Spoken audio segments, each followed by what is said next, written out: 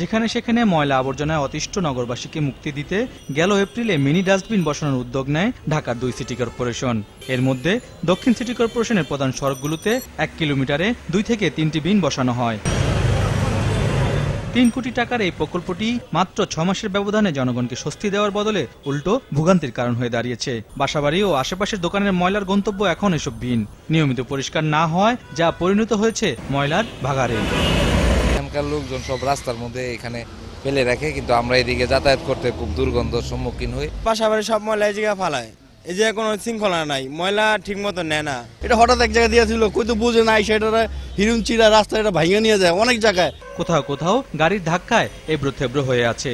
নগরবাসীর করের টাকার সম্পদকে দোকানের খুঁটি হিসেবে ব্যবহার করার সুযোগও হাতছাড়া করেনি মতিঝিল, নিউ মার্কেট, গুলিস্তান, ফকিরাপুলের হকাররা।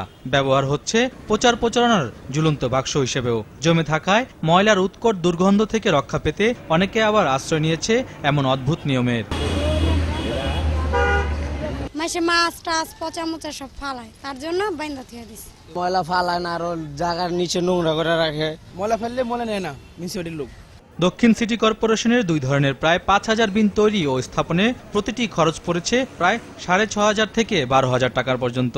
এমন অবস্থার জন্য উল্টো জনগণের ঘাড়ে দায় চাপাচ্ছেন সিটি কর্পোরেশনের এই কর্মকর্তা। সুদিন আসবে, হয়তো খুব বেশি দূরে নয়, মানুষের এর অভ্যাসের পরিবর্তন আসবে। মানুষই তখন চিন্তা করবে, নাগরিকই চিন্তা করবে যে না, আমার ময়লাটি যেখানে সেখানে ফেলা উচিত না। নগরবাসীর সুবিধার জন্য যে সুবিধা সিটি কর্পোরেশন সৃষ্টি করেছে সেটার রক্ষণাবেক্ষণ আমাদেরও দায়িত্ব আছে। আর পরিবেশবাদীরা বলছেন কেবল জনসম্পৃক্ততার অভাবে ভেস্তে গেল আরও একটি কোটি টাকার প্রকল্প। ইনিশিয়েটিভটাকে আমরা সাধুবাদ জানাই, কিন্তু কিভাবে করবে সেই জায়গাগুলো থেকে যে আরও বেশি আলাপ আলোচনা করা দরকার ছিল। এইভাবে দিলে কিছুতেই হবে না। কেন? কারণ ওইখানে যে ব্যবস্থাপনার ক্ষেত্রে যেটা আছে, প্রথম কথা হলো যে অনেকগুলো ডাস্টবিন থাকবে না। কেন? কারণ হিরোইন চিক থেকে শুরু করিয়া অনেক ধরনের লোক আছে, তারা কিন্তু ভাঙ্গিয়া নাই হয়ে যায়, তারা এই ভাঙ্গারি হিসাবে ব্যবহার করে। সেই বাস্তবতা বিবেচনা না নিয়ে সিটি কর্পোরেশনের এমন সিদ্ধান্তকে জনবিচ্ছিন্নতার প্রমাণ বলে মনে করেন সুশীল সমাজের এই প্রতিনিধি। রাস্তায় পথচারীদের জন্য এই ধরনের ডাস্টবিন বহু দেশেই আছে এবং থাকাটাই দরকার, কারণ যেখানে সেখানে ফেললে তো আরও নোংরা হবে রাস্তাঘাট।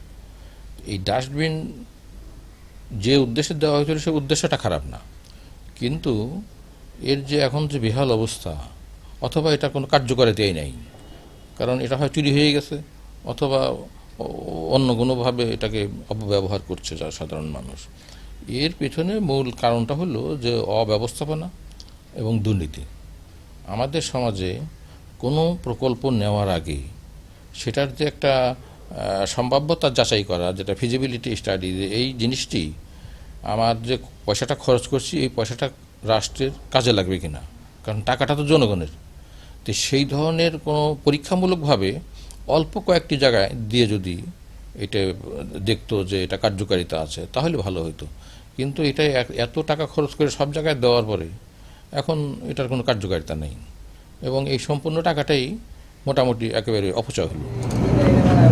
জনগণের কল্যাণে নেওয়া এই ধরনের মিনি ডাস্টবিনের বর্তমান চিত্রই বলে দিচ্ছে কতটা কাজে এসেছে তা জনগণের জন্য, আর সিটি কর্পোরেশনই বা কতটা নজরদারিতে রেখেছে এই বিষয়কে। সংশ্লিষ্টরা মনে করছেন এতে শুধু অর্থেরই অপচয় ঘটেছে। ভবিষ্যতে এই ধরনের পরিকল্পনা নেওয়ার আগে আরও চিন্তাভাবনা করে সিটি কর্পোরেশন উদ্যোগ নেবে, এমনটাই প্রত্যাশা তাদের।